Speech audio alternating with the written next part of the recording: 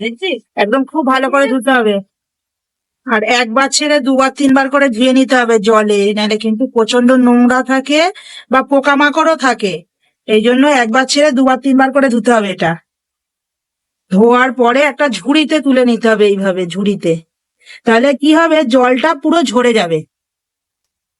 আমি কচু শাকের জন্য, এই দেখো বন্ধুরা, কচু শাকের জন্য 4টে পেঁয়াজ রেডি করে নিয়েছি। 4 পিস পেঁয়াজ দেবো। আর পুরো 1 কোয়া রসুন দিতে হবে, পুরো এরকম গোটা সাইজের বড় 1 কোয়া পুরো রসুন দেবো। আমি খানিকটা রসুন ছিলে নিয়েছি। আর আদার টুকরো দেবো, এই একটা আদা, এই আদার টুকরোটা দেবো।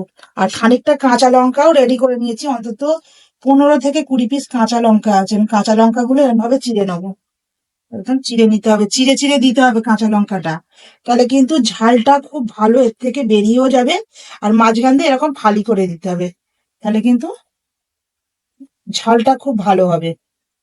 আমি এই 4 পিস পেঁয়াজ মানে এরকম ভাবে ছিলে নিচ্ছি, নিয়ে একটু জলে ভিজিয়ে দিচ্ছি।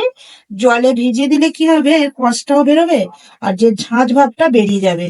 আর ধোয়াও হয়ে যাবে পেঁয়াজটা। এই জন্য আমি পেঁয়াজটা কেটে এতে ডুবিয়ে দিচ্ছি। পেঁয়াজগুলো আমি এরকম একটু পাতলা পাতলা করে কেটে নিচ্ছি এইভাবে। পেঁয়াজগুলো কেটে মানে 4 পিস পেঁয়াজ দিলাম তোমাদের দেখালাম। আর কচু, যেটা কচুর ডান্ডি, এটা কালো কচুর ডান্ডি তোমাদের আমি দেখিয়েছি, বা এটা দেখিয়েও নি আরেকবার। এই যে 1 ঝুড়ি হয়েছে, তুলে ধুয়ে পরিষ্কার করে রেখে দেওয়া হয়েছে। এটা হবে এখন সেদ্ধ করা। সেদ্ধটা তোমাদের দেখিয়ে দেবো, ভিডিওটি করবে না, দেখতে থাকো। মশলাটা পুরো রেডি করে নিয়েছি আমি। 4 পিস পেঁয়াজ দিয়েছি এটা। আর এটা হলো 20 পিস কাঁচা লঙ্কা। আর এটা হলো এরকম বড় সাইজের 2টো আদা কেটে নিয়েছি। আর এতে পুরো একদম গোটা একটা রসুন, বড় কোয়া একটা রসুন ছাড়িয়ে নিয়েছি এইভাবে আমি। এবার আমি এতে 200 গ্রাম চিংড়ি মাছ দেবো। এর জন্য আমি 200 গ্রাম চিংড়ি মাছ বেছে ধুয়ে নিয়েছি, ধুয়ে পরিষ্কার করে রেখে দিয়েছি। 200 গ্রাম চিংড়ি মাছ এতে দেবো কচু শাকটায়। এবার আমি একটা গামলা বসিয়ে নিচ্ছি গ্যাসে। গ্যাসটা আমি জ্বালিয়ে নিচ্ছি, জ্বালিয়ে একটা গামলা বসিয়ে নিলাম। গামলা বসানোর পরে আমি এতে দিয়ে দিচ্ছি কচু শাক। কচু শাক বলতে তোমাদের দেখালাম কচু যে ডান্ডিগুলো, এই ডান্ডিগুলো আমি এরকম করে আস্তে আস্তে করে এটাই দিয়ে দেবো এইভাবে। এবার আমি কচু শাকগুলো আস্তে আস্তে করে আমি দিয়ে দিচ্ছি ওই গামলাটার মধ্যে। সব কচু শাকগুলো একসাথেই দিয়ে দেবো, যেহেতু গামলাটা আমার বড়। আর একটু বড় সাইজেরই গামলা রাখতে হবে। বা কেউ হাঁড়িতেও সেদ্ধ করতে পারো, কেউ কড়াইও সেদ্ধ করতে পারো। আমি কিন্তু এটা গামলাতেই করলাম, স্টিলের গামলায়। আর নুন দিয়ে দিচ্ছি। নুনটা দিচ্ছি কেন, এটা সেদ্ধটা তাড়াতাড়ি হবে আর নরমও হয়ে যাবে, এই জন্য নুনটা আমি দিয়ে নিলাম এতে। এবার কচু শাকটা অনেকটাই কমে গেছে অলরেডি। আমি এইভাবে আস্তে আস্তে করে নাড়িয়ে নিচ্ছি। নাড়িয়ে, আর দেখো এতে কিন্তু জল দিতে লাগে না, জল বেরিয়েই পুরো একদম জলটা কালো হয়ে গেছে। আমি এটা একটু ভালো করে নাড়িয়ে দিচ্ছি এর জন্য, যাতে আরো তাড়াতাড়ি সেদ্ধটা হয়ে যায়। এরকম করে জলে ডুবিয়ে দিচ্ছি আমি এটা, এইভাবে ডুবিয়ে ডুবিয়ে দিলাম। কচুটা, কচু শাকটা পুরোপুরি সেদ্ধ হয়ে গেল। এবার আমি কচু শাকটা এরকম ভাবে নাড়িয়ে নিচ্ছি। দেখো একটু হালকা একটু আছে, এটা পুরো একদম কষাতে কষাতে, মানে যেটা আমি ভাজবো কচু শাকটা ভাজবো, ওতেই পুরো গলে যাবে। আমি এইভাবে সেদ্ধ করে নিলাম। আর এটা ঢেলে নিতে হবে একটা ঝুড়িতে, যাতে জলটা পুরো ঝরে যায়। এবার আমি কচু শাকটা নিয়ে আমি একটা ঝুড়িতে ঢেলে দিচ্ছি পুরোটা, এইভাবে ঢেলে দিলাম।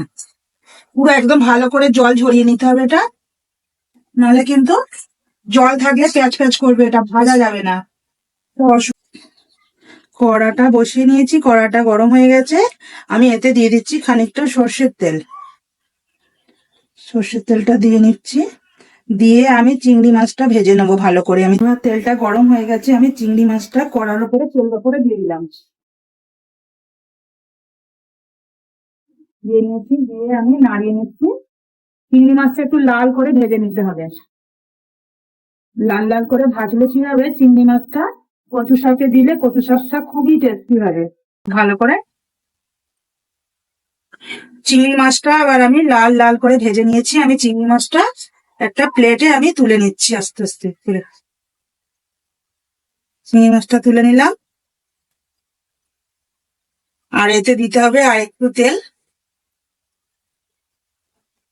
এবার আমি আর একটু সর্ষের তেল দিয়ে নিচ্ছি, একটু তেল দিচ্ছি।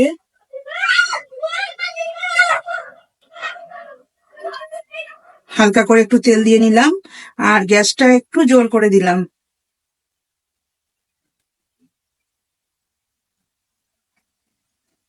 তেলটা গরম হয়ে গেছে, আমি এতে দিয়ে দিচ্ছি 1 পিস তেজপাতা, প্রথমেই দিলাম।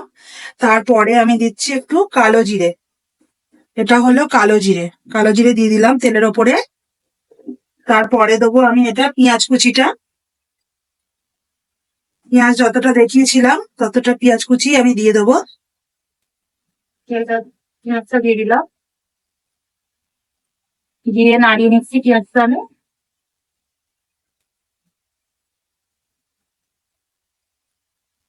পেঁয়াজটা লাল হয়ে গেছে, একদম একটা বাদামি কালার চলে এসেছে, বাদামি বাদামি কালার এসে গেলে মোটামুটি যেটা আদা রসুন দেওয়ার, ওই আদা রসুনটা তুলে দিতে হবে। আমি আদা রসুনটা দিয়ে নিলাম, আদা রসুনটা দিয়ে ফ্রাই করে নিতে হবে ভালো করে।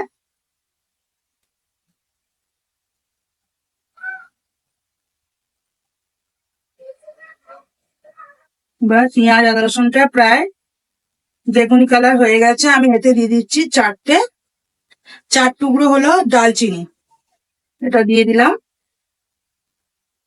দিয়ে ভালো করে নাড়িয়ে নিচ্ছি, ফ্রাই করে নিচ্ছি এটা। তারপরে আমার যে কচু শাকটা ছিল, কচু শাকটা হলো 15 থেকে 20 মিনিট হয়ে গেছে, আমি এবার ওটা আস্তে আস্তে করে আমি এতে তুলে দিচ্ছি, কড়াতে দিয়ে দিচ্ছি আর কি, এইভাবে দিয়ে দিলাম। একদম সবটাই দিয়ে দিলাম এতে। এবার এটা ভালো করে ফ্রাই করতে হবে।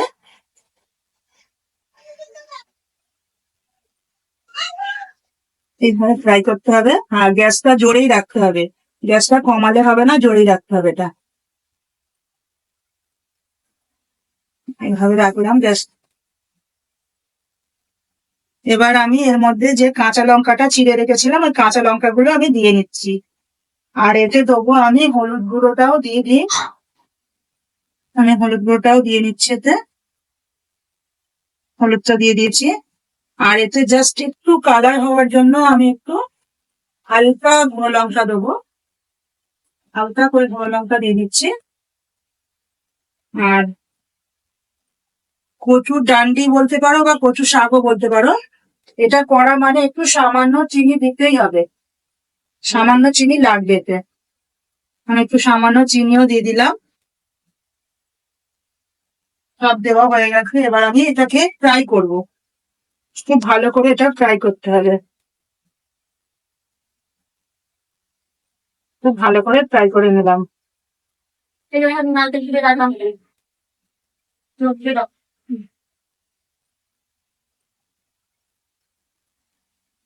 এবার মাঝে মাঝে একটু এরকম ভাবে নেড়ে দিতে হবে এটা, যাতে পুড়ে না যায়, তলায় লেগে গেলে তো যে কোনো জিনিসই ভালো লাগে না, এই জন্য বারবার ধরে এরকম একটু নেড়ে দিতে হবে।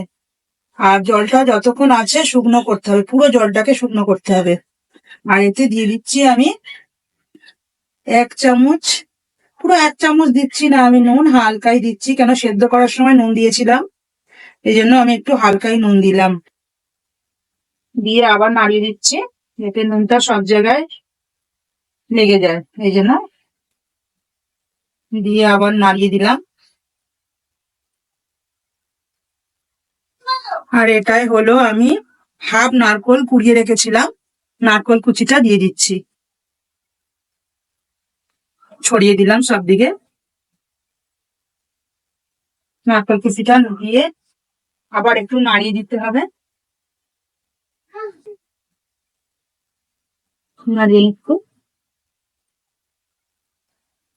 এইভাবে নাড়িয়ে দিতে হবে, বারবার কিন্তু নাড়তে হবে, বারবার নাড়তে হবে এটা।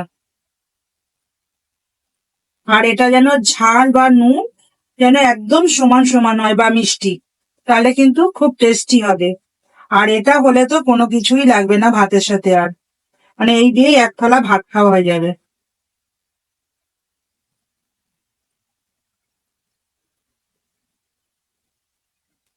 এবার আমি আবার একবার নাড়িয়ে নিচ্ছি। এবার একটু তলায় বসা বসা মতো হয়ে যাচ্ছে। এবার কিন্তু বারবার নাড়তে হবে, বারবার নাড়তে হবে। আর এতে যে আমার চিংড়ি মাছটা আমি ভেজে রেখেছিলাম, তোমাদের দেখিয়েছিলাম, আমি চিংড়ি মাছটা এবার এতে ঢেলে দিচ্ছি। চিংড়ি মাছটা দিয়ে নিলাম। চিংড়ি মাছটা দিয়েও আমি নাড়িয়ে নিচ্ছি। এটা খুব ভালো করে ফ্রাই করতে হবে।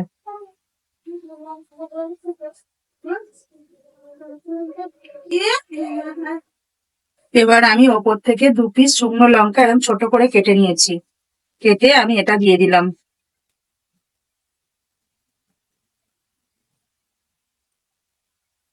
দেওয়ার পরে নাড়ছি, তলায় লেগে যাচ্ছে কিন্তু এটা খুব ভালো করে নাড়ছি। এই যে না,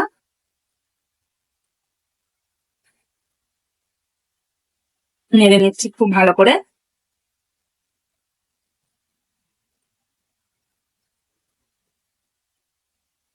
এবার আমার কচু শাকটা ফ্রাই করতে করতে একদম পুরো একদম হয়ে গেছে কমপ্লিট। দেখো একদম কিন্তু নিচে কোনো রসালো ভাব নেই, দেখছো পুরো তেলের ওপরে চলে এসেছে, আর কড়াটা কিন্তু হালকা পুড়েও গেছে। এইভাবেই পুরো ভালো করে কচু শাকটা নেড়ে নিলাম। আবার কচু শাকটা পুরো আমার রেডি হয়ে গেল, আর আমি এটা একটা প্লেটে তুলে নিচ্ছি। দেখো কচু শাকটা কত সুন্দর হয়েছে, আর দেখো একদম পুরো শুকনো শুকনো হয়েছে। এটা একদম শুকনো শুকনোই করতে হয়, এটা শুকনো শুকনো না হলে ভালো লাগবে না, নাহলে মুখ চুলকাবে। পুরো রেডি কচু শাকটা আমার।